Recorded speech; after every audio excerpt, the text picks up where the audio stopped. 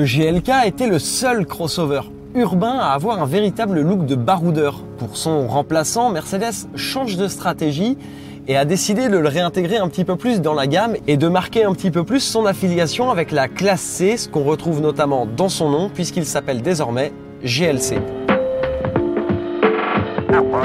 Un changement de patronyme qui marque donc une transformation radicale pour le crossover. Visuellement, les références aux classes G ont totalement disparu et le SUV s'inscrit clairement dans la famille classe C.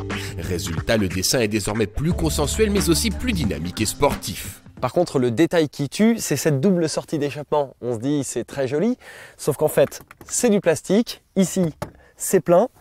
Et le véritable échappement, il est là.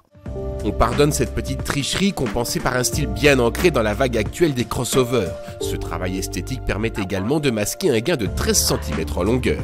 Ces centimètres supplémentaires, ils ont surtout été consacrés à augmenter l'habitabilité aux places arrière et la taille du coffre. C'était l'un des principaux reproches faits au GLK. Sur le GLC, il gagne 80 litres pour un total de 550. En plus de cet espace supplémentaire, l'habitacle reçoit une refonte complète. Comme dans la berline, il s'inspire de la classe S en soignant autant les matériaux que les assemblages et la qualité perçue. Le résultat, c'est une atmosphère plus soignée, plus luxueuse et aussi plus technologique. À l'image de ce pad très joli mais qui demande un petit temps d'adaptation quand même. Le mélange entre tactile et molette pourra ainsi perturber les habitués du système Mercedes classique, d'autant que la multiplication des fonctions ne facilite pas la lisibilité de l'ensemble.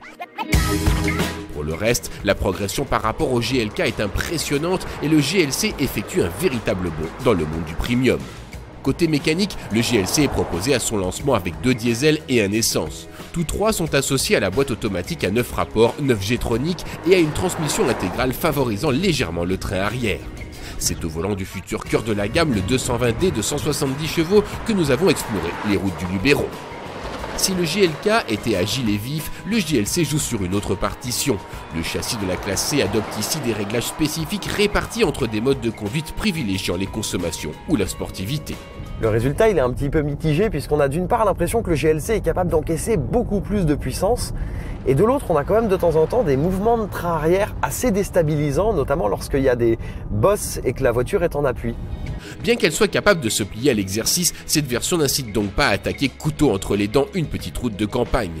On préfère ainsi se faufiler dans les ruelles étroites d'un village médiéval où la caméra avec vue à 360 degrés permet de naviguer sans risque pour la carrosserie. Une fois sorti du dédale, on rejoint une grande nationale et on profite de l'arsenal technologique impressionnant descendu directement de la classe S.